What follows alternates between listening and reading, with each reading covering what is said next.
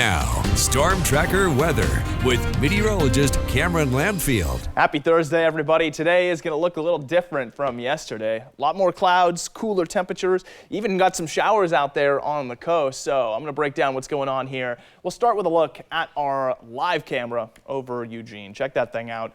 It's looking good out there. There is some sunshine, a little more than I would have expected. Definitely still some gray clouds out there, though, and I do think those are going to be building for the next several hours, and then as we get into the afternoon, they'll be breaking on down. So they're not going to be lasting the whole day, but certainly there is going to be cloud coverage for today. It's not going to be nice and sunny like we saw yesterday. Now, temps aren't so bad. They're similar to yesterday morning as well, somewhere in those mid-50s on average everywhere this morning. But we'll be heating up again somewhere close to low 70s inland. And then on the coast, basically no change from yesterday's temperatures. We'll hit 62 or something along those lines. Now, the reason for a little upset in the weather for today is because of a system that is really far to our north that swung a cold front into the area for today. Now, you can just see the edge of that cold front. Watch this lightning here. It actually follows the edge.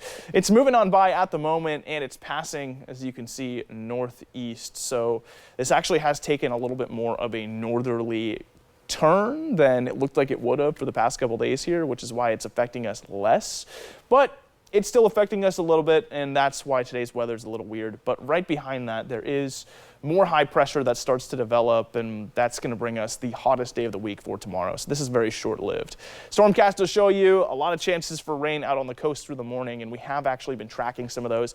It's definitely a little wet out there. Moving into 7 o'clock, looking pretty similar. A little bit further inland at this point. Could see a little of activity up towards Corvallis, but still mostly on the coast. 8:30 comes around, and then things start to get a little bit more sparse. Still looking at a little bit of activity towards the north, but mostly on the coast. After 8:30, though, basically all we're dealing with is cloud coverage for the remainder of the day. And it starts to clear sometime around 1:30 out on the coast first. That's where the high pressure builds out over the water, and then continues to clear through the evening. So by 5:30, 6 o'clock, should see some sunshine, pretty widespread, not perfect sunshine though, and then we clear all the way through the evening. So tomorrow morning we will be completely sunny.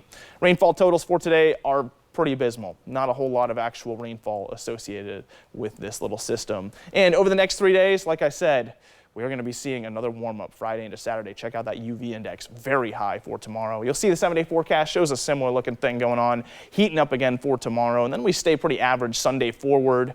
Same thing for the Umpqua Basin. Doesn't look like there's a lot of extra activity going on after today. Cascade passes, seeing 80 tomorrow, then back into the 60s after that. Willamette Valley, 72 today, 82 for tomorrow, mostly in the 70s next week.